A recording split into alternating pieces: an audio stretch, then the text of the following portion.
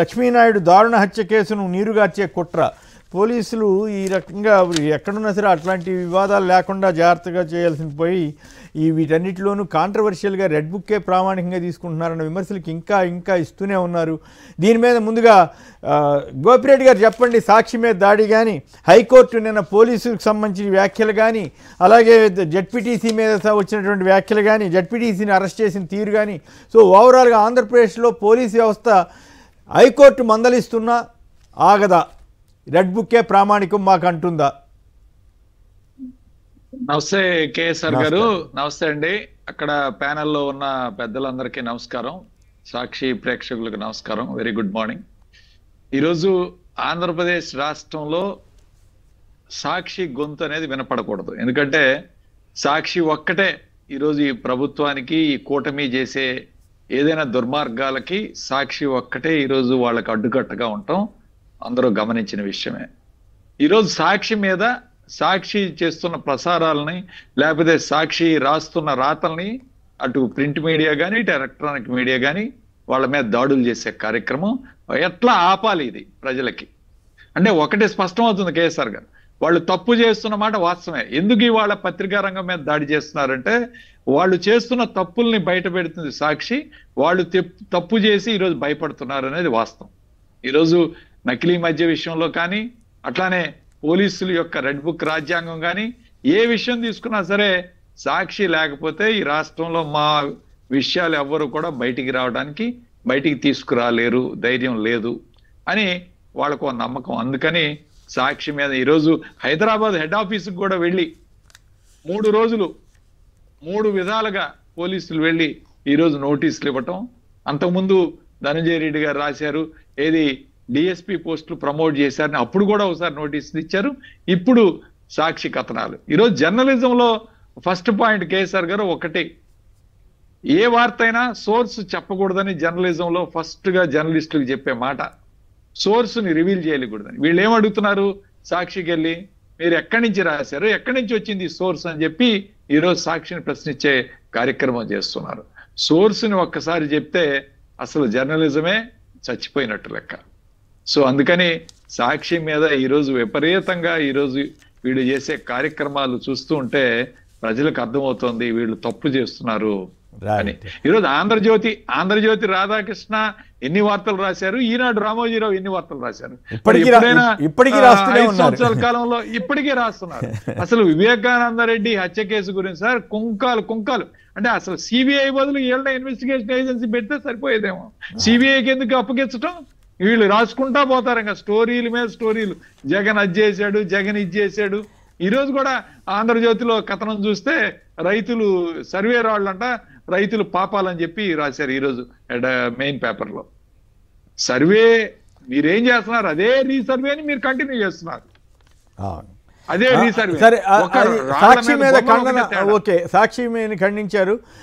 తర్వాత హైకోర్టు దాని మీద కూడా వెళ్దాం. ఒకసారి తిలక్ గారు కూడా ఈ సాక్షి మీద జరుగుతున్న దాడులు కానీ, మీడియాని అణిచివేత జరుగుతున్నటువంటి ప్రయత్నాల మీద కానీ వారు కూడా ఖండించిన తర్వాత హైకోర్టు అట్లాగే శాంతి భద్రతలు వీటి మీద వెళ్దాం. ముందుగా తిలక్ గారు.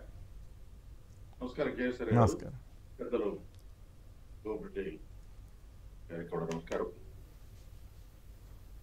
రాష్ట్రంలో అన్ని వ్యవస్థలు ప్రశ్నపెట్టి చంద్రబాబు నాయుడు గారు పుణ్యవాడు. ఇప్పుడు పోలీస్ వ్యవస్థ, పత్రికా వ్యవస్థ కూడా మొత్తం కలుషితం అయిపోయి సర్వనాశనం చేయడానికి దగ్గరలో ఉన్నారు. అది ప్రభుత్వం ఇలా చేయొచ్చా అనే దానికి వాళ్ళ దగ్గర సమాధానం లేదు. సాక్షాత్తు హైకోర్టు ఈ రాష్ట్రంలో పోలీసు వ్యవస్థను మూసుకుంటే మంచిది అని అంటే డీజీపీ గారు కూడా స్పందించరు. ఆయన ప్రతిపక్ష నాయకులు వెళ్ళి రిప్రజెంటేషన్ ఇస్తా అంటే కలవరు. హైకోర్టు సీరియస్ కామెంట్స్ చేసినా స్పందించరు. నిన్న కూడా హైకోర్టు మాట ఉంది, హైకోర్టు స్పందించి డీజీపీని పిలిస్తే కానీ సిఐని బీఆర్లో పంపలేదు నెల్లూరు కేసులో. అంటే పోలీసు వ్యవస్థ అనేది తెలుగుదేశం పార్టీ అనుబంధ సంఘంగా మారిపోయింది. ఈ రాష్ట్రంలో పత్రికా వ్యవస్థలో 90% తెలుగుదేశం పార్టీకి అనుకూలంగా పోనీ వ్యతిరేకంగా కాకుండా ఉన్నప్పుడు ఒక సాక్షి ఉంటే రెండో వెర్షన్ తెలుస్తుందని, సరే మంచి చేస్తుందా చెడు చేస్తుందా అంటే అది పక్కన పెట్టండి. ఒక రెండో వైపును చూపించే ఒక వ్యవస్థ, ఒక పత్రిక ఉండాలనే అభిప్రాయంతో చాలా మంది సపోర్ట్ చేశారు. ఈనాడు, జ్యోతి వన్ సైడ్ ఇస్తున్నాయి కాబట్టి. ఇప్పుడు అది కూడా ఉండకూడదు, మేము చెప్పిందే ప్రచారం జరగాలి. ఇప్పుడు ఎట్లా ప్రచారం జరుగుతుంది మీకు తర్వాత చెప్తాను. గూగుల్ నేషనల్ ప్రచారం జరుగుతుంది. అది ఆ ప్రచారం ఎట్లా జరుగుతుందో జర్నలిజంలో ఉన్న వాళ్ళందరికీ తెలుసు. అదొకటి. రెండోది, సాక్షికి నోటీసులు ఇస్తున్నారు సోర్స్ చెప్పమని. నేను ఒక ప్రశ్న అడుగుతాను. ఈ లిక్కర్ కేసులో, ఇప్పుడు నకిలీ మద్యం కేసులో జనార్దన్ రావు అనే ఆయన వచ్చాడు విదేశాల నుంచి. ఎయిర్పోర్ట్ లో ఆయన రాగానే రిసీవ్ చేసుకున్నట్టుగా వెళ్ళి పోలీసులు అరెస్ట్ చేశారు. ఆయన వస్తున్నట్టు మీకు సమాచారం ఎవరు ఇచ్చారు? సోర్స్ చెప్పండి. ఎట్లా ఎవరు చెప్పారు మీకు? ఆయన ఆ టైంకి వస్తున్నాడు చెప్పారు ఎప్పుడన్నా? తర్వాత ఆంధ్రజ్యోతిలో ఒక మంత్రి గురించి రాస్తూ మాఫియా మంత్రి అని రాశారు. నోటీసులు ఇచ్చారా? విచారించారా? అరెస్ట్ చేశారా? లేదు కదా. తిరుపతి హోటల్లో మంత్రి గారి రాసలేలని చెప్పి రాశారు. ఆంధ్రజ్యోతి నోటీస్ ఇచ్చారా? ఈనాడు మీద, మార్గదర్శి మీద కేసులుంటే విత్డ్రా చేస్తారు. ఆంధ్రజ్యోతి మీద ఇలా రాస్తే నోటీసులు ఇవ్వరు. సాక్షిలో మాత్రం నకిలీ మద్యం అని మీరే అన్నారు. కానీ నేటి పత్రికలో మాత్రం అది నకిలీ మద్యం కాదు, హానికరం కాదంటారు. మరి హానికరం కానప్పుడు వైఎస్ఆర్సీపీ మీద ఎందుకు ఆరోపణ చేస్తున్నారు? వాడు ఇష్టరాజ్యంగా ఉంది. వాడు కోర్టులు చెప్పినా వినరు, పత్రికలు రాసినా వినరు. ఒక్క మోడీ గారు ఏమైనా చెబితే వింటాడేమో తప్ప. చంద్రబాబు నాయుడు గారు ఆయన ధోరణి ఎలా ఉందంటే, ఈ రాష్ట్రంలో తెలుగుదేశం పార్టీ బలపడాలి, వైఎస్ఆర్ కాంగ్రెస్ పార్టీ ఉండకూడదు, పత్రికల్లో సాక్షి అనేది ఉండకూడదు, ఈనాడు జ్యోతి తప్ప అనే ధోరణి తప్ప ఆయనకి వేరే ధోరణి కనిపించడం లేదని నాకు అనిపిస్తుంది కేసరి. అయితే ఇక్కడ ఒక చిన్న పాయింట్ ఏంటంటే, 30,000 మంది చనిపోయారు జగన్ గారి టైంలోని అప్పుడు చెప్పారు, ఇప్పుడు చెబుతానే ఉన్నారు. వాటికి ఆధారం ఏదని అప్పుడు మన శ్రీనివాసరెడ్డి గారి ప్రభుత్వం అడిగిందా? కేసులు పెట్టిందా? మరి ఎన్ని వేల కేసులు పెట్టాలి? ఇప్పుడు వీళ్ళు ప్రతిదానికి ఒకళ్ళిద్దరి గురించి రాస్తేనే ఇంత గందరగోళం చేస్తున్నారు కదా. మరి అట్లా 30,000 మంది మహిళలు మిస్ అయిపోయారని చెప్పి దారుణంగా ప్రచారం చేశారు. మరి అవి ఈ లెక్కన ఇవే ప్రామాణికంగా తీసుకుంటే అవి కూడా కేసులు అవుతాయి కదా. అట్లాగే ఆ వార్తలు రాసిన ఈనాడు, ఆంధ్రజ్యోతి కూడా అప్పుడు విపరీతంగా ప్రచారం చేసే కదా వివేక హత్య కేసు గురించి కానీ వాటి గురించి. ఆ వెయ్యని బురదంటూ లేదు కదా. మరి అంటే అప్పుడు కూడా కేసులు పెట్టకపోవడం తప్పైందంటారా? అట్లా అది సరే అయినా నేనే తప్పని అంటలేదు, తప్పైందని అంటలేదు కానీ, బట్ ఇవే ప్రామాణికం అయితే అప్పుడు ఎన్ని కేసులు పెట్టి ఉండాలి? ఈనాడు, జ్యోతి ఏమి రాసినా వాడు హక్కు అది.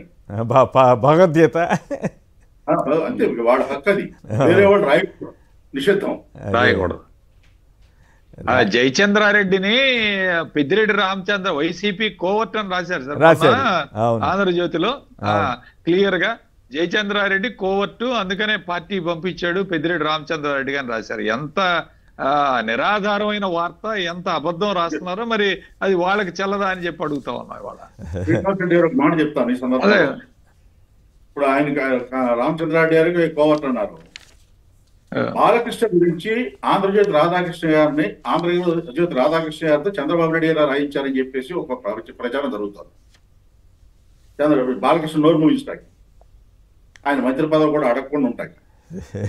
Right, okay. ఇక కథల్లోని విధంగా కొడతారా? రాష్ట్ర పోలీసుల తీరుపై నిప్పులు చెరిగిన హైకోర్టు. అట్లాగే జడ్పీటీసీ భర్తని కూడా తీసుకెళ్లి అక్రమ కేసులో అరెస్ట్ చేశారు. ఏంటంటే బెల్ట్ షాపులపై మాట్లాడితే వాళ్ళ కోపం వచ్చిందట. బెల్ట్ షాపుల గురించి మీరు ఉత్తరాలు రాస్తారా మాకు అని చెప్పి కోపం వచ్చిందట. సో ఈ హైకోర్టు వ్యాఖ్యల మీద మీరు ఎట్లా స్పందిస్తారు గోపిరెడ్డి గారు? డ్రైవర్ని, హైకోర్టు డ్రైవర్కే దిక్కులేని పరిస్థితి ఏర్పడింది అనేది రాష్ట్రంలో ఏర్పడుతున్న. అవును, హైకోర్టు జడ్జి గారి డ్రైవర్ ని పోలీసులు ఈ రోజు ఆపి చేసి కోర్టు పిలిపించినా సరే కనీసం స్పందించలేదని ఈ రోజు హైకోర్టు మాట్లాడటం జరిగింది. ఈ రోజు కొట్టడం కేసీఆర్ గారు ఈ ప్రభుత్వం వచ్చిన తర్వాత, కూటమి ప్రభుత్వం వచ్చిన తర్వాత గతంలో పోలిస్తే, గతంలో మేము ఉన్నప్పుడు ఎవరైనా తప్పు చేసిన వాడిని పోలీస్ స్టేషన్ లో రాత్రి ఉండాలంటే SICI భయపడేవాడు. అమ్మో రాత్రిపూట సార్ పంపించేస్తాం, వీళ్ళని ఉంచడానికి వీల్లేదని చెప్పి సాయంత్రం పంపించేయటం. వాళ్ళ మీద చెయ్యి కూడా కొట్టడం అనేది కార్యక్రమం ఎక్కడ జరగలేదు. ఈరోజు ఈ ప్రభుత్వం వచ్చిన తర్వాత విచ్చలవిడిగా కొట్టడం, పోలీస్ స్టేషన్లో ఎన్ని రోజులైనా ఉంచటం, మళ్ళీ దాని మీద డబ్బులు కలెక్ట్ చేయటం. అసలు మా దగ్గర ఒక ఎస్ఐ ఉన్నాడు సార్, ఒక చిన్న కేసులో ఇద్దరి దగ్గర, వీళ్ళ దగ్గర ఒక 2 లక్షలు, వాళ్ళ దగ్గర 2 లక్షలు, 4 లక్షలు కలెక్ట్ చేసే కార్యక్రమం. ఈ విధంగా డబ్బులు కలెక్ట్ చేయటం విచ్చల విడిగా. అసలు పోలీస్ స్టేషన్లు అనేవి ఇక రాత్రిపూట ఉన్నా కానీ ఎవరు ప్రశ్నించేది లేదు. సెటిల్మెంట్లు చేసుకోవటం పోలీస్ స్టేషన్ల దగ్గర అర్ధరాత్రి దాకా సెటిల్మెంట్ల కార్యక్రమం ఇవన్నీ జరుగుతున్నాయి తప్ప పోలీసులు ఈరోజు ఏదైతే ఉందో ప్రజల యొక్క రక్షణ అనే కార్యక్రమం అనేది పోయింది. ఎవరిని కొట్టాలా, ఎవరిని లోపల పెట్టాలా అనేది తెలుగుదేశం పార్టీ నాయకులు చెప్తారు. వైఎస్ఆర్ కాంగ్రెస్ పార్టీ కేడర్ని ఇబ్బంది పెట్టడం, వాళ్ళ మీద కేసులు పెట్టడం. రెండోది, ఈరోజు ఎవరైనా మాట్లాడితే ప్రభుత్వానికి వ్యతిరేకంగా సోషల్ మీడియా యాక్టివిస్టులు ఒక్కొక్కరిని ఎక్కడ హైదరాబాద్ లో ఉన్నా తీసుకొచ్చి లోపల పెడతారు, ఎక్కడున్నా తీసుకొచ్చి లోపల పెడతారు. ఈరోజు వాళ్ళకి హైకోర్టు తప్పు అన్నా సరే ఎవరు కూడా పట్టించుకునే పరిస్థితి లేదు సార్. ఇవాళ వాస్తవం అది. ఎవరైనా పట్టించుకునే పరిస్థితి, పర్టికులర్ గా హైకోర్టు రమ్మని మీకు కోర్టు పిలిపిస్తే తప్ప పోలీసులు ఇవాళ ఎవరి మాట వినే పరిస్థితిలో లేరు ఈ రాష్ట్రంలో. ఏదైతే రెడ్ బుక్ రాజ్యాంగం అని లోకేష్ చెప్తున్నాడో, లోకేష్ పద్ధతి ప్రకారం ఈరోజు వెళ్తున్నారు. కానీ చాలా ఇబ్బందికరమైన పరిస్థితి ఎదుర్కొంటారు భవిష్యత్తులో మాత్రం ఇది చాలా తీవ్రమైన పరిణామం సార్. పోలీసులు పోస్టింగ్ కూడా ఒకసారి కేసీఆర్ గారు గమనిస్తే, వైఎస్ఆర్ కాంగ్రెస్ పార్టీలో పనిచేసిన వాళ్ళకి ఎవరికి కూడా పోస్టింగ్ లేదు. వాళ్ళని 3 గ్రేడ్లుగా డివైడ్ చేశారు. వైఎస్ఆర్ కాంగ్రెస్ పార్టీలో అంటగాగిన వాళ్ళకి ఎక్కడ పోస్టింగ్ లేదు. న్యూట్రల్ అసలు పోస్టింగ్ ఇవ్వనోళ్ళు, ఆ ప్రభుత్వంలో ఇవ్వనోళ్ళకి మాత్రమే పోస్టింగ్లు ఇచ్చారు. గతంలో ఏంటి, ఒక ఎమ్మెల్యే సిఫార్సు చేసేవాడు, ఈ సిఐని వేసుకుందాం, ఎస్ఐని వేసుకుందాం. ఇప్పుడు ఇదంతా కూడా లోకేష్ ఆధ్వర్యంలో రిటైర్డ్ డీజీపీలు 3 కూర్చొని లిస్ట్ అవుట్ చేసి డిఎస్పీలు పోలీసులు ఎవరిని వేయాలి అనే లిస్టు తయారు చేసుకొని పోలీసులు పోస్టింగ్ ఇచ్చారు. First time in the state లో.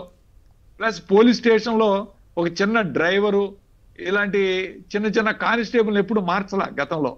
ఓన్లీ ఎస్ఐలు సిఐలు మార్చేవాళ్ళు. కానీ కూటమి ప్రభుత్వం వచ్చిన తర్వాత వాళ్ళను కూడా, ఆఖరికి హోమ్ గార్డ్స్ కూడా ఉండటానికి లేదు. గత 5 సంవత్సరాలు పనిచేసిన వాళ్ళని ట్రాన్స్ఫర్ చేయాలని. ఎందుకంటే వీళ్ళు ఇన్ఫర్మేషన్ బయటకి ఇస్తున్నారని చెప్పి వీళ్ళని కూడా ట్రాన్స్ఫర్ చేశారు. ఎప్పుడూ లేదు గతంలో.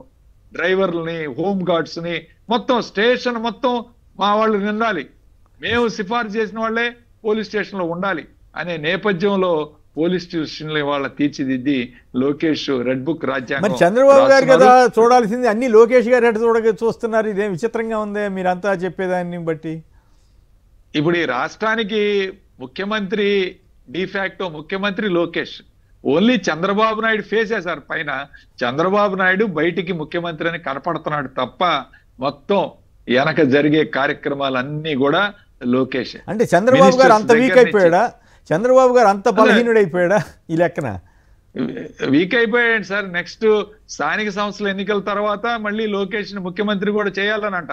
ఇప్పుడు ఎందుకు ఎత్తుతున్నారు లోకేష్ అనేది మీరు ఒకసారి గమనించండి. అయితే మీరు ఆ మాట అంటే నాకు మోడీ గారు ప్రాధాన్యత తీరు కానీ, పవన్ కళ్యాణ్ గారి వ్యాఖ్య కూడా ఒకటి, లోకేష్ గారు సమర్థంగా పనిచేస్తున్నాడు, ఆయన శాఖలకు సంబంధించి మెచ్చుకున్న తీరు కానీ చూస్తే ఈయన కూడా ఓకే లోకేష్ గారు సీఎం అయితే నాకేం అభ్యంతరం మొదట అనిపించింది అన్నట్లుగా సంకేతాలు ఇచ్చాయేమో అనిపించింది నాకు కూడా. అవును, మోడీ గారు పొగట్టం, మోడీ గారు ఆయన ప్రత్యేకంగా మాట్లాడటం, ఈయన్ని మళ్ళీ ఢిల్లీ పిలిపించడం, ఇవన్నీ మీకు అర్థమవుతున్నాయి కదా. నెక్స్ట్ స్థానిక సంస్థల తర్వాత లోకేష్ ని కూర్చోబెట్టాలని చంద్రబాబు నాయుడిని పూర్తిగా పక్కన పెట్టే కార్యక్రమం జరుగుతూ ఉంది. ఓకే, అలాంటప్పుడు ఈయన హుందాగా ఉండి మంచి పేరు తెచ్చుకునే ప్రయత్నం చేయాలి. కానీ ఈ పిచ్చి గోల, రెడ్ బుక్ గోల, హుందా లేకపోవటం, పిచ్చి వ్యాఖ్యలు చేయటం, ఇట్లాంటివి మరి ఆయన టీమే అంత అధ్వానంగా ఉందా అని నెటిజన్లు కామెంట్ చేస్తున్నారు. సరే అది ఆయన ఇష్టం అనుకోండి, అదే గొప్ప అనుకుంటే మనం ఏం చేయాలి? అది మూర్ఖత్వం ఉండకూడదు కదా. హుందాగా ఉంటే ఆయనకే మంచిది కదా. అవును, భవిష్యత్తు బాగుంటది. అలాంటిది లేదు వాళ్ళకి. మనం ఏం చెప్తాం, ఇక మళ్ళీ చెప్తే మళ్ళీ మనం ఏదో కావాలని చెప్పామనుకుంటారు. రైట్. తిలక్ గారు, ఎందుకు మిమ్మల్ని అరెస్ట్ చేశారు కదా సార్ కేసీఆర్ గారు? ఏం మాట్లాడారు? మిమ్మల్ని అరెస్ట్ చేశారు. జర్నలిస్ట్ తీసుకెళ్లి అరెస్ట్ చేయటం ఒక ఎత్తు అయితే ఒకడిని వేసేసాం అని చెప్పి వయసుతో సంబంధం లేకుండా అగౌరవంగా మాట్లాడటం ద్వారా ఆయనే అప్రదిష్ట పాలయ్యాడు తప్ప నాకేం పెద్ద నష్టం జరిగిందని, నాకు ఇంకా నేనేం పదవులే లేదా లేకపోతే రాజ్యాలే లేదా, నేను సామాన్య జర్నలిస్ట్ని, నాదేముంది ఉద్యోగులు ఉంటే ఉంటాం లేకపోతే లేదు అంతే తప్పితే దానికి నా మీద కూడా అంటే నా స్థాయిలో కూడా వాళ్ళు అంత భయపడుతున్నారా అనే ఆశ్చర్యం కలుగుతా ఉంది. ఇది విచిత్రంగా ఉంది. తప్పకుండా భయపడుతున్నారు, భయపెట్టాలని చూస్తున్నారు. అది అవసరం లేదు ఆయనకి, ఎందుకో పిచ్చుకోవాలా, మంచిగా చేసుకుంటే ఆయనకే మంచిది, లేదంటే ఇక మనం ఏం చెప్తాం. తిలక్ గారు చెప్పండి, హైకోర్టు చేసిన వ్యాఖ్యల నేపథ్యంలో మీ విశ్లేషణ ఏమిటి? హైకోర్టు ఇప్పుడు దాదాపు 13 సార్లు 14 సార్లు పోలీసులకు వ్యతిరేకంగా కామెంట్ చేశారు. ప్రత్యేకించి హైకోర్టు డ్రైవర్ విషయంలో కూడా పోలీసులు అట్లా చేశారంటే ఎట్లా? మీకు జడ్జిని చేయలేదు, అంత సంతోషించాలి వాళ్ళు. వాళ్ళు మన ఏసీబీ జడ్జిని కూడా చేశారు. ఏసీబీ జడ్జి లాయర్ గారు లోద్రా ఏసీబీ జడ్జిని ట్రాన్స్ఫర్ చేయాలని నేను రికమెండ్ చేశానని చెప్పాడు. ఏసీబీ జడ్జి ఎంత ధైర్యంగా చెప్పాడు చూడండి. ఏలేరు స్కామ్ లో జిల్లా జడ్జి పేరు కూడా ప్రస్తావనకు వచ్చింది. అలా ఇబ్బంది పెట్టారు అప్పట్లో. ఇప్పుడేమో జడ్జిని ట్రాన్స్ఫర్ చేయాలని చెప్పి లోద్రా గారు కోర్టులోనే అంటారు. మరి ఇక ఇది అంటే కోర్టులు లెక్కలేదు. పోలీసు వ్యవస్థ ఎవరేమనుకున్నా సరే ఆ తెలుగుదేశం అనుబంధ సంఘంగానే పనిచేస్తుంది అనే ఇంటూ వాళ్ళు ఇస్తున్నారు. అది కోర్టులో ఏదైనా జోక్యం చేసుకుని ఏదైనా చెబితే తప్ప, అది కూడా ఖాతరు చేస్తారో లేదో నాకు అనుమానమే. ఎందుకంటే కోర్టులన్నా కూడా లెక్కలేనితనంగా ఆ లోద్రా గారు చెప్పిన మాటలను బట్టి అర్థమవుతోంది. కాబట్టి పోలీసు వ్యవస్థ ఈ రాష్ట్రంలో ప్రతిష్ట కోల్పోయింది. వ్యవస్థలన్నీ భ్రష్టు పడుతున్నాయి. పోలీసు వ్యవస్థను సర్వనాశనం చేస్తున్నారు. ఇక అసలు పోలీసు శాఖ లేకుండా తెలుగుదేశం ప్రభుత్వం ఒక్కరోజు కూడా నడవలేదు అనే అభిప్రాయం కలుగుతోంది. ఏ డిపార్ట్మెంట్ పనిచేస్తుందో వేరే విషయం. ఎవరు మాట్లాడినా, ఎవరు వ్యతిరేకంగా మాట్లాడినది పార్టీలో అయినా. ఇప్పుడు ఒక మాట చెప్తానండి, కొలుకుపూడి శ్రీనివాసరావు గారు వెళ్ళి ఒక ఇల్లు కూల్చేశాడు. లేదు తెలుగుదేశం పార్టీలో ఒక మహిళల్ని మమ్మల్ని లైంగికంగా వేధించడానికి కంప్లైంట్ ఇచ్చారు, అరెస్ట్ చేశారా? లేదు కదా. అంటే తెలుగుదేశం పార్టీ వాడు ఒక రూలు. అంటే కులాల గురించి ప్రస్తావించకుండా మాట్లాడండి దయచేసి, ఎందుకంటే మనం అనవసరంగా రెచ్చగొట్టకూడదు. లక్ష్మీనాయుడు దారుణ హత్య కేసు నీరుగార్చే కుట్ర అంటూ వార్త వచ్చింది. మరి పోలీసులు ఇటువంటి వాటిలో కూడా శ్రద్ధ తీసుకుని వాళ్ళు వెంటనే చర్య తీసుకోవాల్సింది. ఇప్పుడు కులాల గురించి మాట్లాడుతున్న వాళ్ళ జోలికి ఎందుకు వెళ్ళట్లేదు? మరి డీజీపీ గారు ప్రకటన చేసిన తర్వాత కూడా ఇవన్నీ జరుగుతూ ఉన్నాయి కదా. అసలు కంట్రోల్ చేయాల్సిన పోలీసులు అటువంటి చోట్ల కదా, సమాజంలో విద్వేషాలు రాకుండా. ఇప్పుడు ఒకటండి, నిన్న ఎస్పీ గారు ప్రెస్ మీట్ పెట్టారు, నెల్లూరు ఎస్పీ గారు. ఆ ప్రెస్ మీట్ లో సారాంశం ఏంటి? అతను ఆ లక్ష్మీనాయుడు దగ్గర అప్పు తీసుకున్నాడు. ఆ అప్పు 2 లక్షలు తిరిగి ఇవ్వడానికి ఒక ట్రాక్టర్ బాడీని ఆయనకి ఇచ్చేశాడు అని చెప్పేసి చెప్తున్నారు. కానీ వీళ్ళు చెప్పే వెర్షన్ వేరుగా ఉంది. అప్పుడు 2 లక్షలు ఇతను ట్రాక్టర్ని అతనికి అమ్మాడు, డబ్బు ఇవ్వాలి. ఆ ట్రాక్టర్ బాడీ ఇతనికి వేరే వాళ్ళ దగ్గర అధీనంలో ఉన్నటువంటి ట్రాక్టర్ బాడీని ఈయనకి ఇచ్చినట్టు చెప్పాడు. దాన్ని వ్యతిరేకించినందుకు ఇది జరిగింది. అది ఎస్పీ గారు సగం చెప్పి సగం, ఇప్పుడు పోలీసులు ఏమంటారు, ఎస్పీ గారు మేము అరెస్ట్ చేసాం కదా అంటున్నారు. ఈ రాష్ట్రంలో కేసు నమోదు చేయటం, అరెస్ట్ చేయటం అనేది సర్వసాధారణం, అది పెద్ద విషయం కాదు. కేసు ఛార్జ్షీట్ ఏం వేస్తారనేది కావాలి. ఆ ఛార్జ్షీట్ లో ఏం పెడతారు, వాళ్ళ నిందితులుగా చేరుస్తారు లేదా, చివరికి కేసు ఏమవుతుందనేది తేలాలి. అది స్పష్టత లేకుండా ఈ మిగతా వాటి గురించి మాట్లాడినా. రెండోది మీరు అన్నట్టుగా ఇప్పుడు ఇది గొడవ కులాలు కాదండి, జనసేన మీద వాళ్ళ ఆరోపణ. మేము జనసేనలో పనిచేసాము, తెలుగుదేశం వాడు దాడి చేశారు, జనసేన పవన్ కళ్యాణ్ ఎందుకు స్పందించడు అనేది వాళ్ళ ప్రధానమైన స్పందన. అది వాళ్ళిద్దరి మధ్య అయితే గొడవ లేదు, కులాల జోలికి వెళ్లకుండా పార్టీల పరంగా జనసేన తెలుగుదేశం ఏమనుకున్నా మనకేం పెద్ద ఇబ్బంది పడక్కర్లేదు. కేసర్ గారు చెప్పండి. చాలా దారుణమైన అంశం ఏంటంటే సార్, ఈ శ్రీనివాసులు నాయుడు అనే 3 వ్యక్తుల్ని ఆ యొక్క స్కార్పియో ఫార్చునర్ వెహికల్ ని ముందుకు వెనక్కి 3 సార్లు తొక్కి చచ్చిపోయారా లేదా అని 3 సార్లు ముందుకు వెనక్కి నడిపాడు. కరెక్టేనా? అది కావాలని ఏమన్నా అట్లా కరెక్టే సార్. లేదు సార్ మాకున్న రిపోర్ట్స్, మేము హాస్పిటల్కి వెళ్ళి వచ్చిన వాళ్ళు కూడా చెప్పారు సార్. వాళ్ళు కూడా చెప్పారు, హాస్పిటల్లో ఉన్న డాక్టర్ గారు కూడా. అటువంటి కేసుల్లో గట్టిగా పోలీసులు అటువంటి వాటిలో గట్టిగా ఉంటే వాళ్ళకి పేరు. ఎందుకు చర్యలు తీసుకోరు? ఒక అతనికి ఒక కురవాడు, ఒక అతను చనిపోయాడు, ఒక అతనేమో 2 కాళ్ళు సచ్చుబడిపోయాయి పూర్తిగా. ఇద్దరు వ్యక్తులు పూర్తిగా వాళ్ళ జీవితాలు నాశనం అయిపోతే కనీసం 15 రోజుల తర్వాత వెలుగులోకి వచ్చింది కేసీఆర్ గారు. ఇది 2వ తారీఖు జరిగింది, అక్టోబర్ 2వ తారీఖు. నిన్న మొన్న 2 రోజుల క్రితం 3 రోజుల క్రితం వచ్చింది. ఇది మీడియాలో, సోషల్ మీడియాలో వచ్చింది. ఫస్ట్ సోషల్ మీడియాలో ఎక్కువగా విన్నాం. సో ఎంత దారుణమైన అంశం అంటే ఇది, మరీ దారుణమైన అంశం. వాళ్ళ భార్య మీద పోస్టింగ్లు పెట్టాడని చెప్పి, ఏదో పోస్టులు పెట్టాడని చెప్పి వీళ్ళు అడిగారని చెప్పి వీళ్ళు చచ్చిపోయారా లేదా అని 3 సార్లు ముందుకి వెనక్కి తొక్కించాడంటే అది 302 మర్డర్ కేసు పెట్టాలి, ఫైల్ చేయాలి. మర్డర్ కేసు పెట్టే ఉంటారు కదా, ఫైల్ చేశారా? ఏ సెక్షన్ ఫైల్ పెట్టే ఉంటారు. ఏదేమైనా నీరు గారుస్తున్నారు అనేది వీళ్ళు ఒక వర్గం వాళ్ళు ఆరోపిస్తున్నప్పుడు వాళ్ళని సంతృప్తి పరిచే, వాళ్ళని పిలిచి మాట్లాడటం, ఇవన్నీ కులాల గురించి. మరి డీజీపీ గారు మొన్నే ఇచ్చారు, కుల ద్వేషాలు రెచ్చగొడితే ఊరుకోనని. మరి ఇప్పుడు డైరెక్ట్గా ఓపెన్గా కులాల మధ్య మాట్లాడుతుంటే వాళ్ళ జోలికి ఎందుకు వెళ్ళట్లేదో నాకు అర్థం కావట్లేదు. వాళ్ళని కంట్రోల్ చేయాలి కదా, ఏ కులం ఆ కులం అని సంబంధం లేకుండా ఎవరు మాట్లాడినా చేయాలి. మరి ఎందుకు చేయట్లేదు అనేది అర్థం కాదు. జనసేన 2 నిమిషాలు చెప్తాను. ఈ కేసులో ఎస్పీ గారు చెప్పని విషయం ప్రధానమైంది. అక్కడ అతని భార్య, చనిపోయిన లక్ష్మీనాయుడు భార్యకి ఇతను హరిచంద్ర ప్రసాద్ మెసేజ్ పెట్టాడు అనేది. అది వదిలేసి అప్పు సంగతి మాట్లాడుతున్నారు ఎస్పీ గారు. రెండు ఆ కారు గనక ఆడ మీద దొక్కించినప్పుడు ఆ కారులో హరిచంద్ర ప్రసాద్ భార్య, వాళ్ళ నాయనమో ఎవరో ఇంకోటి కూడా ఉన్నారట. మరి జగన్ గారి కారు ఏదో ఆర్టిఫిషియల్ ఇంకోటి క్రియేట్ చేశారు. జగన్ గారి కారులో ఉన్నాడు, అందరిపై కేసులు పెట్టారు కదా ఆ రోజున.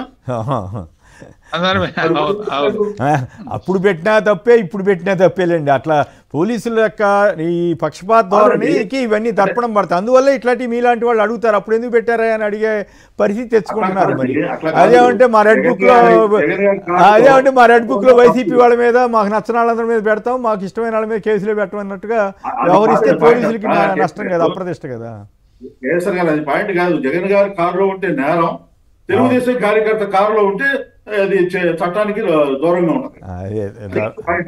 రైట్. లోకేష్ నియంత్రించేందుకు హత్య కేసులు ఎరికిచ్చారట మన మనోహర్ రెడ్డి గారు చెబుతున్నారు.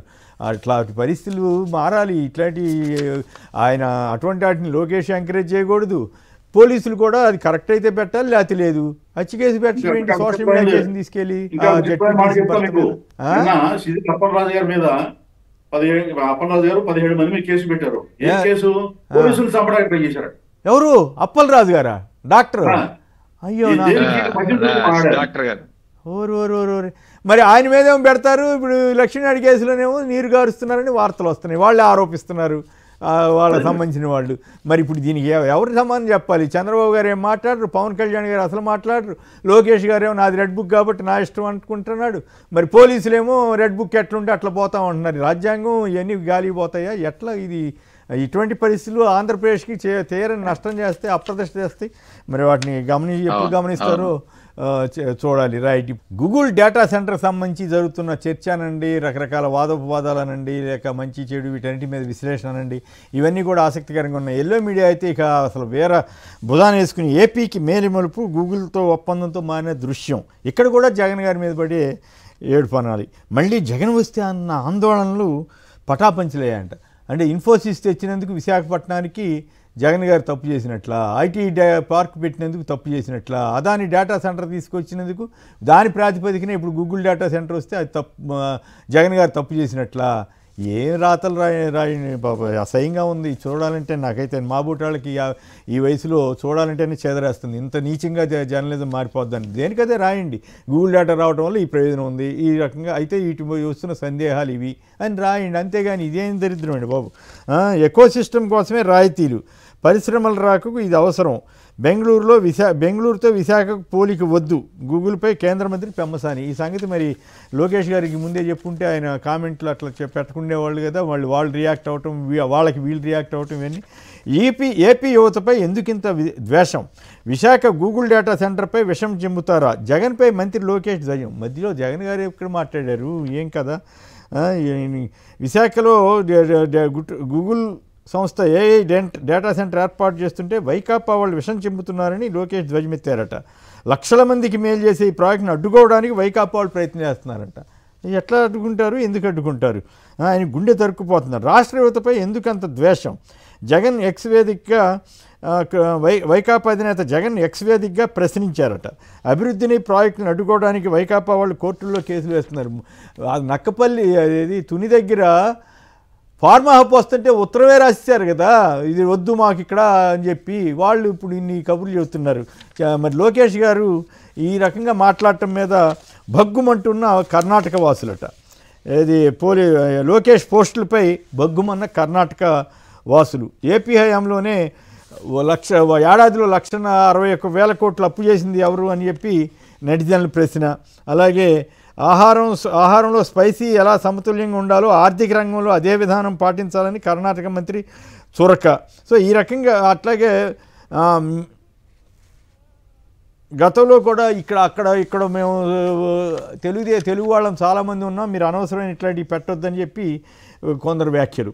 గూగుల్ అదాని డేటా సెంటర్పై ప్రజలు వేస్తున్న ప్రశ్నలనే ప్రభుత్వాన్ని అడిగాను. రాష్ట్రానికి ఆదాయం ఎంత, యువతకు వచ్చే ఉద్యోగాలన్నీ, మా హయాం చంద్రబాబు పాలనలో అభివృద్ధిపై చర్చకు సిద్ధమా అని మాజీ మంత్రి గుడివాడ అమర్నాథ్ గారు సవాల్ విసిరారు. తెలుగు గారు చెప్పండి, ఎవరు అసత్యాలు చెబుతున్నట్లు, ఎవరు ద్వేషాలు పెంచుతున్నట్లు, కర్ణాటక పొరుగు రాష్ట్రాల కడుపు మంటని ఎందుకు రాయటం ఎందుకు, మళ్ళీ ఆ తర్వాత ఆయనేమో కర్ణాటక మంత్రి వాయించడం ఎందుకు, రాష్ట్రం నాశనం అవుద్ది, ఇన్ని వేల కోట్లు 22,000 కోట్లు ఎవరైనా ఇస్తారా అని ఆయన ప్రశ్నించడం. సో ఈ మొత్తం డెవలప్మెంట్ మీద మళ్ళీ ఇప్పుడు వైసీపీ మీద కామెంట్ చేయటం ఎందుకు అనవసరంగా. లోకేష్ గారు చేస్తున్నది రైటేనా, లోకేష్ గారు చేస్తున్నారో ఆయన తెలియకుండా ఆయన టీం చేస్తున్నారో, కానీ ఇది మొత్తం రాష్ట్రానికి నష్టం కాదా? నిజంగా నిజాలు చెప్పడానికి ఎందుకు భయపడుతున్నారు వాళ్ళు? నిజంగా ఇన్ని వేల ఉద్యోగాలు వచ్చే పరిస్థితి లేదని అందరూ వాళ్లే రాశారు. 200 ఉద్యోగాలని ఎస్ఐపిబి తర్వాత కానీ క్యాబినెట్ ఆమోదం తర్వాత కానీ వాళ్లే రాశారు. ఇప్పుడు ఏకంగా 200 ఎక్కడ, 2 లక్షల ఉద్యోగాలు ఎక్కడ? కేసర్ గారు లోకేష్ గారిని పొలిటికల్ గా హైలైట్ చేయడం కోసం కర్ణాటక మంత్రితో వివాదం సృష్టించారు. ఎవరు సృష్టించారు? లోకేష్ గారి కర్ణాటకలో రోడ్లు బాగాలేదు, మౌలిక సదుపాయాలు బాగాలేదు, ఈ పరిశ్రమలు అంతా ఇక్కడికి వచ్చేయండి అని చెప్పి ఒక స్టేట్మెంట్ 2 నెలల క్రితం ఇచ్చారు. అక్కడి నుంచి మొదలైంది. ఇప్పుడు నేషనల్ మీడియా, ఢిల్లీ సర్కిల్స్, లేకపోతే ఆ మీడియాలో వచ్చింది ఒక పోస్టు అని చెప్పేసి లోకేష్ ని హైలైట్ చేస్తున్నారు. బాగా ఆయన పేరు మారుమోగిపోతున్న ప్రపంచవ్యాప్తంగా అని చెప్పి చెబుతున్నారు. నేను నాకున్న సందేహాలు అడుగుతాను. ఇప్పుడు అమెరికాలోని వర్జీనియాలో డేటా సెంటర్కి వ్యతిరేకంగా ప్రతిపక్షం అధికార పక్షం కలిపి ఎందుకు వ్యతిరేకంగా పోరాడుతున్నాయి? దానికి జవాబు చెప్తారా? లాస్ ఏంజల్స్ లో ఈ మధ్య జరిగినట్టు భారీ అగ్ని ప్రమాదానికి డేటా సెంటర్ వలన కారణం అని చెప్పేసి ఒక ప్రచారం అయితే, ఒక వార్తలు అయితే వచ్చింది. నిజమా కాదా? ప్రపంచంలో ఇంత పెద్ద డేటా సెంటర్ని అగ్రదేశాల్లో పెట్టకుండా ఆసియా, ఆఫ్రికా దేశాల్లో పెట్టాలని ఎందుకు ప్రయత్నాలు చేస్తున్నారు? అది సముద్ర తీరం ఉన్నటువంటి ఆంధ్రప్రదేశ్ని ఎందుకు ఎన్నుకున్నారు? గుజరాత్లో ఎందుకు పెట్టలేదు? ఎందుకంటే చాలా విషయాలు చెప్తున్నారు. అక్కడ చదువుతుంటే అన్ని ఇప్పుడు నీటి వినియోగం ఎక్కువగా ఉంటుందంట. దానివలన విశాఖపట్నంలో తాగునీటి ఇబ్బంది వస్తుందనేది ఒకటి. 2, కరెంటు వినియోగం ఎక్కువ ఉంటుందట, దానివల్ల అక్కడ కరెంటు కోతలు వస్తాయి. 3, భూతాపం పెరుగుతుందంటున్నారు. 4, కాలుష్యం పెరుగుతుందంటున్నారు. ఇప్పటికే అగ్రదేశాల్లోనూ మరికొన్ని దేశాల్లోనూ ఎలక్ట్రానిక్ వేస్ట్, ఈ వేస్ట్ ని వీటిని ఆసియా దేశాలకి, ఆఫ్రికా దేశాలకి డంప్ చేస్తున్నారు. ఇప్పుడు ఇక్కడ ఈ డేటా సెంటర్ వలన, భారీ డేటా సెంటర్ వలన వచ్చేటువంటి వేస్ట్, దానివల్ల వచ్చే నష్టం ఏంటి? తర్వాత 4, ఉద్యోగాలు భారీగా చెబుతున్నారు. అసలు ప్రపంచవ్యాప్తంగా గూగుల్లో ఉన్నటువంటి ఉద్యోగుల సంఖ్య అంతా వీళ్ళు చెబుతున్న సంఖ్యకి ఏమైనా పోలిక ఉందా? ఏమన్నా అర్థం ఉందా? అసలు వీటన్నిటికీ సమాధానం చెప్పకుండా కేవలం మేము ఏదో భారీగా ఒక డేటా సెంటర్ తీసుకొస్తున్నాం, దానివల్ల 1,00,000 ఉద్యోగాలు వచ్చేస్తాయని చెప్పడం అంటే తెలుగుదేశం సరే, అది ప్రభుత్వం అయితే 1,08,000 అంటున్నారు, తెలుగుదేశం ఆంధ్రజ్యోతి వాళ్ళు అయితే 2,00,000 ఉద్యోగాలను రాసేస్తున్నారు. ఎట్లా వస్తాయి 2,00,000 కాదు, ఉద్యోగాలు? మొదట వీళ్ళే 200 ఉద్యోగాలు వస్తాయని వీళ్ళే జనాన్ని చెప్పారు ఫస్ట్. ఈనాడులో రాశారు 200 ఉద్యోగాలు. ఆంధ్రప్రదేశ్ తెలుగుదేశం పత్రికలు 2 రాసినాయండి ఫస్ట్. కనీసం సాక్షి వాళ్ళు 500 రాశారు, సాక్షి ప్రజాశక్తి 20 వాళ్ళు 200 రాశారు. ఇదేంది అందరూ ఆశ్చర్యపోయే పరిస్థితి అయిపోయింది. మరి వాళ్ళు విషప్రచారం చేసినట్టు కాదు. అప్పుడు మరి మీరు 200 ఎందుకు రాస్తున్నారని రాయాలి. ఇప్పుడు మరి లోకేష్ గారు అబద్ధం చెబుతున్నట్లా, లేకపోతే ఈనాడు వాళ్ళు అబద్ధం చెప్పారా, ఆంధ్రప్రదేశ్ వాళ్ళు అబద్ధం చెప్పారా? 2 రకాలుగా రాసి ఇంకోటి అడుసుమల్లి నవీన్ అని ఒక ఆయన బెంగళూరు నుంచి పోస్ట్ పెట్టాడు ఒకటి. ఆయన ఏం చెప్తాడు, అసలు విశాఖపట్నం ఎడారిలాగా తయారవుద్ది, చాలా ప్రమాదం అని చెప్పి అంటున్నాడు. వద్దు అట్లాంటి పదాలు, అట్లాంటి కామెంట్లు కూడా మీరు రిఫర్ చేయొద్దు, ఎందుకంటే మరీ అంత అన్యాయంగా కూడా మాట్లాడకూడదు. అయితే ఇక్కడ పాయింట్ ఏంటంటే డేటా సెంటర్ని వైసీపీ కూడా ఎక్కడ వ్యతిరేకించాల, కానీ ఉద్యోగాల విషయంలోనే వైసీపీ వ్యతిరేకించకపోయినా కూడా వైసీపీని ఎందుకు ద్వేషం రెచ్చగొడుతున్నారంటే, ద్వేషం రెచ్చగొట్టింది ఎవరు, కడుపు మంట వ్యాఖ్యలు చేసింది ఎవరు, వారు కదా. అది సమస్య. అభిప్రాయాలు చెప్తున్నా నేను.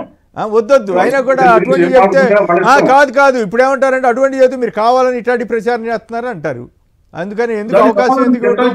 అయితే మీరు చెప్పింది అంటే ఒక కీలకమైన పాయింట్ ఏంటి, గుజరాత్లో మామూలుగా అయితే అన్ని గుజరాత్ తీసుకెళ్తారు కదా, దీన్ని మాత్రం ఇక్కడికి ఎందుకు తీసుకొచ్చారన్నది కీలకమైన ప్రశ్న. అది కరెక్ట్. ఓకే చెప్పండి. కేసర్ గారు తెలుగు గారిని కంప్లీట్ అవ్వనండి, తెలుగు గారు కంప్లీట్. ఈ సందేహాలన్నిటికీ జవాబు చెప్పకుండా కేవలం ఉద్యోగాలు వస్తాయి, భారీ పరిశ్రమ వస్తుంది, లోకేష్ గారి గొప్పతనం వైసీపీ అడ్డుకుంటుందని ప్రచారం చేయడంలో అర్థం లేదు. అది లోకేష్ గారి గొప్పతనం ఉంటే ఆ పరిశ్రమలో ఈ ప్రాంతానికి వచ్చే ప్రయోజనం ఏంటి, ఎన్ని ఉద్యోగాలు వస్తాయి, ఎంత పెట్టుబడి రాష్ట్రానికి వస్తుంది, దానివల్ల రాష్ట్ర ప్రభుత్వానికి వచ్చే ఆదాయం ఎంత, రెవెన్యూ ఎంత, ప్రజలకు వచ్చే ఆదాయం ఎంత, ఇవన్నీ కూడా జవాబు చెప్పాలి. చెప్పకుండా ఊరికే ఊగదంపుడు ఉపన్యాసాలు చెప్తే దానివల్ల పెద్ద సుందర్ పిచాయ్ గారు ప్రైమ్ మినిస్టర్ మాట్లాడతారు. మాట్లాడడానికి ఏముంది? ఇటువంటి పోస్టులు గతంలో చాలా చూసాం. అమెరికా వెళ్ళి లోకేష్ గారు ఆయన డబ్బులు ఇచ్చి భోజనాల టైంలో నిలబడి కలుస్తారు. అలా కలిస్తే ఈయన గుర్తుపట్టి, ఆయన అప్పుడు ప్రెసిడెంట్ ఎవరు, ఆయన గుర్తుపట్టి లోకేష్ గారిని నాన్నగారు బాగున్నారా అని అడిగాడు. అమెరికా ప్రెసిడెంట్ లోకేష్ ఎవరో తెలుసు, ఈయన గారిని చంద్రబాబు నాన్నగారు బాగున్నారా అని అడిగాడు. ఇట్లా ప్రచారాలు చాలా చేస్తారు ఇటు. అది కాదు కదా, వాస్తవాలు అంటే చెప్పండి. అవును, ఈ ప్రచారం కావాల్సింది కాదుగా. అమర్నాథ్ గారు అడుగుతున్నారు, ఎస్ గూగుల్ వాళ్ళతో ప్రకటన చేయించండి 1,86,000 మందికి ఉద్యోగాలు వస్తాయని చెప్పి నేను మీకు సన్మానం చేస్తానన్నాడు. దాని ఒక్కదానికి సన్మానం చేసి సరిపోద్ది కదా. మధ్యలో కర్ణాటక మంత్రిని రెచ్చగొట్టడం ఎందుకు, లేదా కర్ణాటక వాళ్ళని రెచ్చగొట్టడం ఎందుకు, మళ్ళీ ద్వేషం పూరిత వ్యాఖ్యలు చేయటం ఎందుకు, మళ్ళీ ఇప్పుడు అదంతా వైసీపీ మీద రుద్దటం ఎందుకు అనేది నా ప్రశ్న అనమాట. మరి ఇన్ఫోసిస్ తెచ్చింది జగన్ గారు కాదు, అప్పుడు ఆయన టైంలో కదా వచ్చింది. అట్లాంటి డేటా సెంటర్ కానీ ఇతరత్ర అనేకం వచ్చినాయి కదా ఆ రోజుల్లోనే. ఐటీ డెవలప్మెంట్ సెంటర్ పెట్టింది ఆ రోజుల్లో కదా. అయినా ఇప్పుడు ఏ ప్రభుత్వం ఎంతో ప్రయత్నం చేస్తుందండి మంచి చెడు.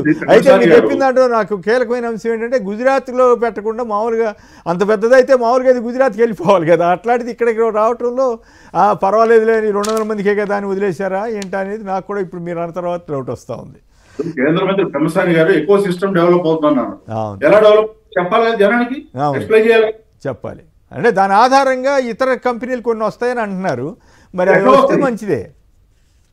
కంప్యూటర్ సెంటర్ పెడితే కంప్యూటర్ రిపేర్ చేసేవాడు షాప్ పెట్టుకుంటారు తప్ప అంటే వీళ్ళు కనుక ఐటీ డెవలప్మెంట్ సెంటర్ అని కూడా జగన్ గారు పెట్టినట్టు కండిషన్, జగన్ గారు స్పష్టంగా కండిషన్ పెట్టాడు కదా, ఆదాని వాళ్ళకి 5,000 మందికి ఉద్యోగాలు ఇవ్వాలని చెప్పి. అట్లా వీళ్ళు కూడా పెట్టుంటే ఓకే బాగానే ఉందిలే అందరూ అనేవాళ్ళు. రైట్. సురేష్ గారు ఒకరి లైన్ ఉన్నారు పులివెందుల నుంచి. సురేష్ గారు నమస్కారం, మాట్లాడండి.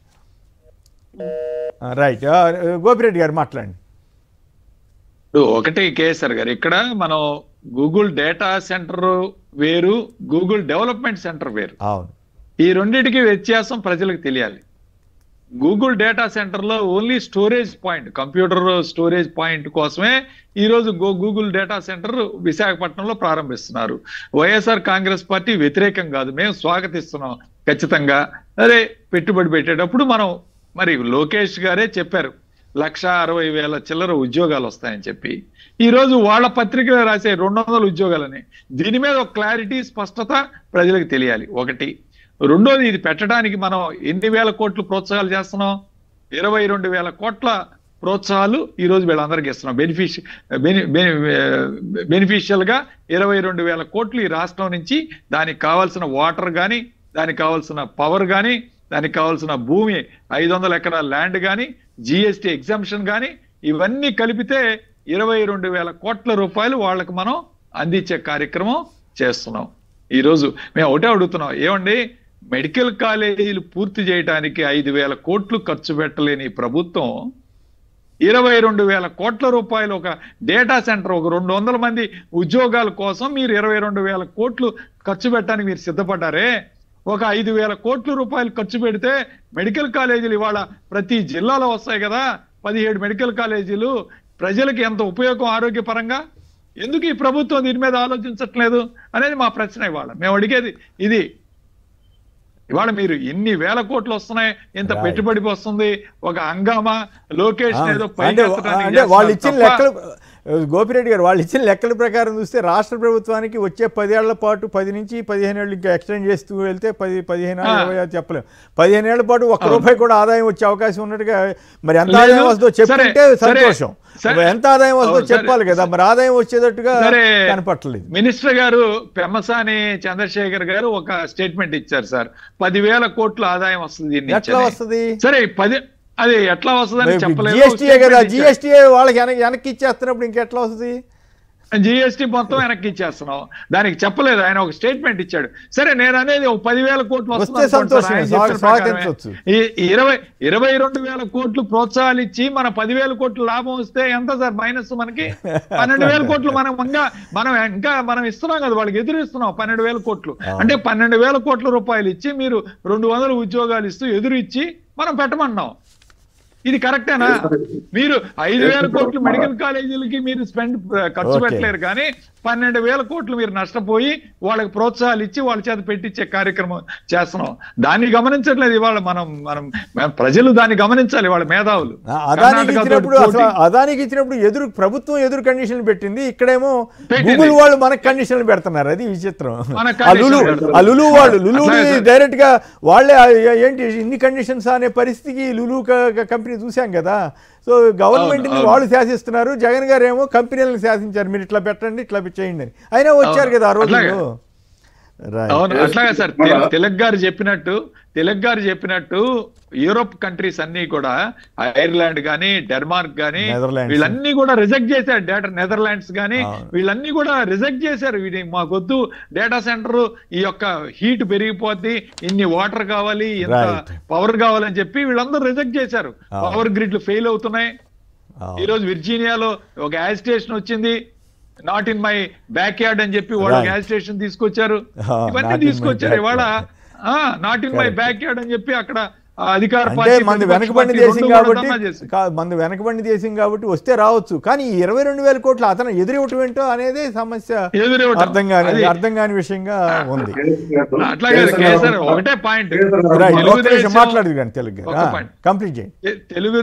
తెలుగుదేశం పార్టీ ఒక గ్లోబల్ ప్రచారం చేయాలి. ఏమిటంటే గూగుల్ వచ్చింది ఆంధ్రాకి, అంతే. గూగుల్ వచ్చింది అని చెప్పుకోవడానికి, గ్రామాల ప్రచారం చేయడానికి ఈ డేటా సెంటర్ ఉపయోగం, కానీ ఉద్యోగ అవకాశాల్లో గూగుల్ కూడా కాదు, గూగుల్ అనుబంధ సంస్థ రైడన్, గూగుల్ అనుబంధ సంస్థ ఉంది, అదానీ కలుస్తా ఉంది. అదానీ పేరు కనపడకుండా ఎందుకో అదానీ పేరు కనపడదు, ఎయిర్టెల్ పేరు అదానీ అంటే జగన్ గారు గుర్తుకొస్తారనేమో. అదానీ గారు గుర్తుకొస్తాడు, అదానీ గారికి డేటా సెంటర్ ఇచ్చారు కదా అప్పుడు. అదానీ డేటా సెంటర్ గుర్తు వస్తారు, ఓన్లీ గూగుల్ పేరే చెప్తారు. ఒక్క నిమిషం, దయాకర్ రెడ్డి గారు అనంతపురం నుంచి. దయాకర్ రెడ్డి గారు నమస్కారం, మాట్లాడండి. నమస్కారం, మాట్లాడండి. అక్కడున్న ప్రజలందరికీ నమస్కారం సార్. మీ లైవ్ వచ్చి మేము రోజు కంటిన్యూ చేస్తాం సార్. ఓకే, విషయానికి రండి దయచేసి. ఈ రోజు ఆ డేటా సెంటర్ లోకేష్ గారు తీసుకొచ్చారు కదా, అది జగన్మోహన్ రెడ్డి గారు జగన్మోహన్ రెడ్డి హయాంలో తెచ్చి ఉంటే ఎన్ని ఉద్యోగాలు వస్తాయని వాళ్ళు ప్రచారం చేసేవారు సార్. ఓకే, అది ప్రజలందరికీ తెలుసు సార్. వాళ్ళు ఎప్పుడు మీడియా వాళ్ళు ఎప్పుడు అబద్ధాలు ప్రచారం చేసుకోవటం అదే కంటిన్యూ అయిపోతుంది సార్. అంతే కంటిన్యూ అయిపోతుందా?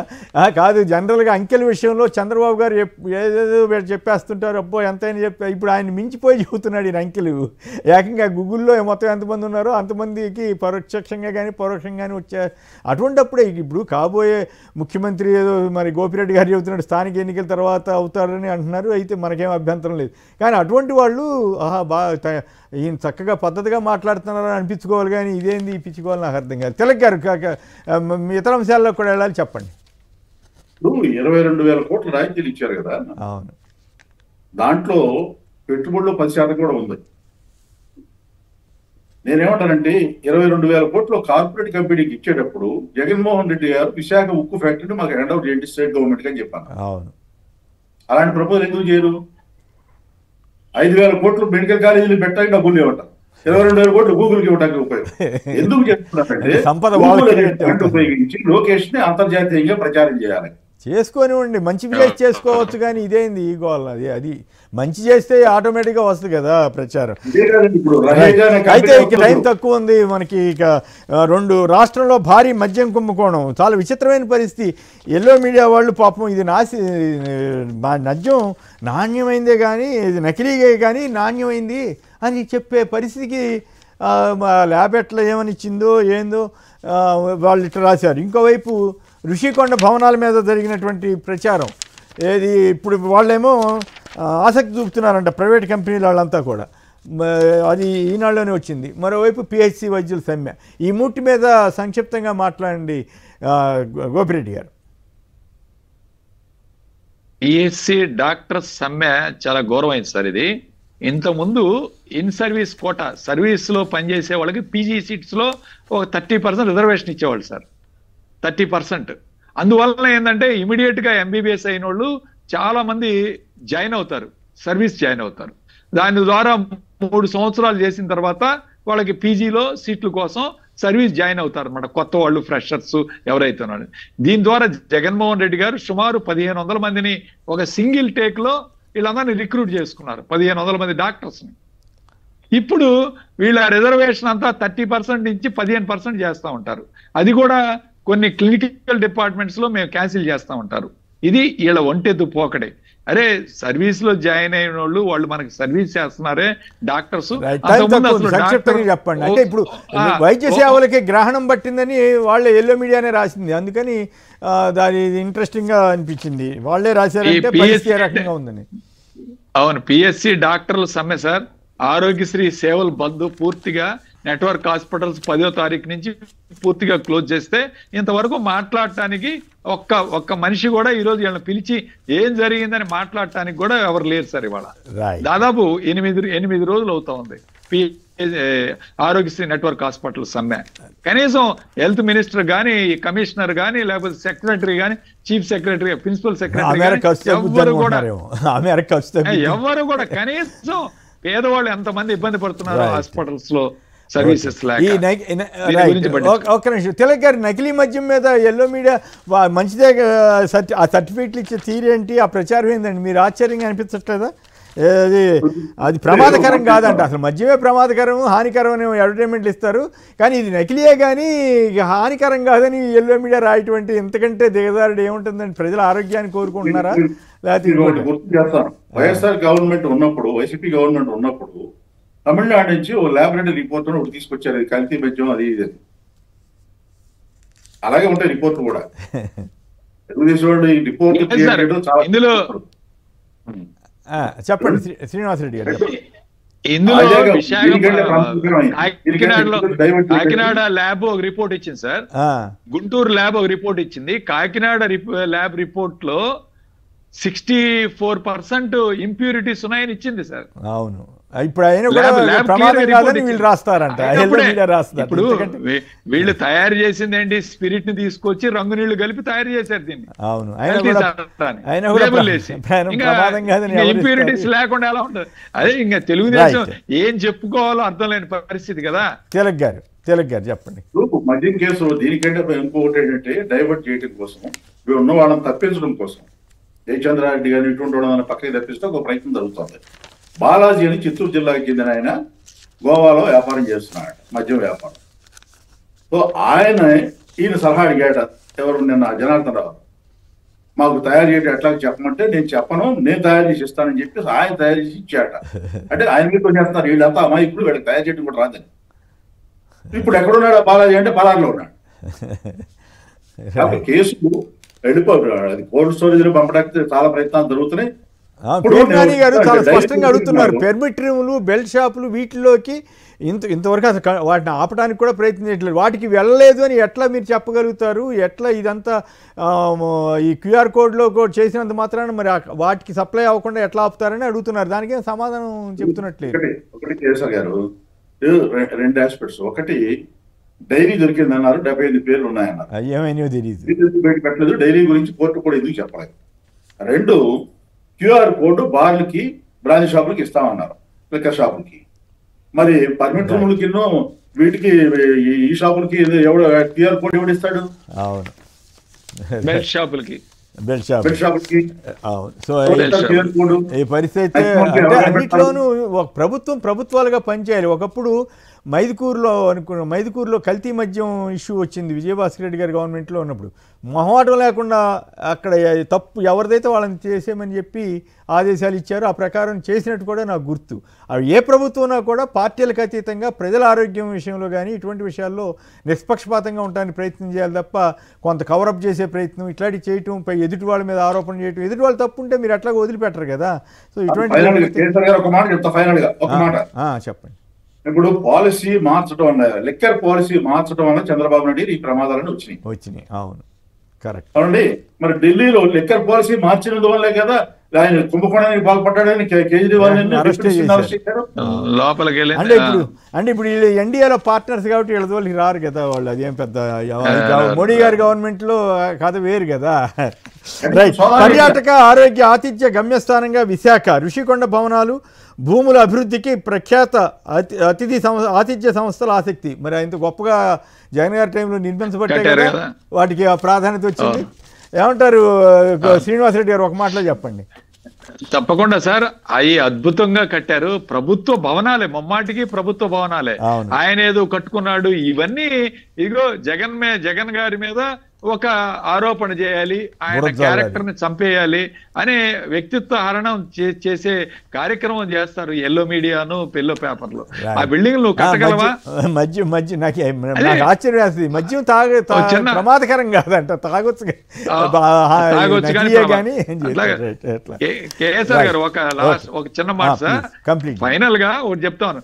ఒక ప్రభుత్వం, ఒక చీఫ్ మినిస్టర్ ఒక క్యూఆర్ కోడ్ ఇచ్చి ప్రభుత్వ లిక్కర్ షాపుల్లో ఈ క్యూఆర్ కోడ్ ఉందో లేదో వెరిఫై చేసుకోవడం ఆ ప్రభుత్వానికి అవమానం కాదా?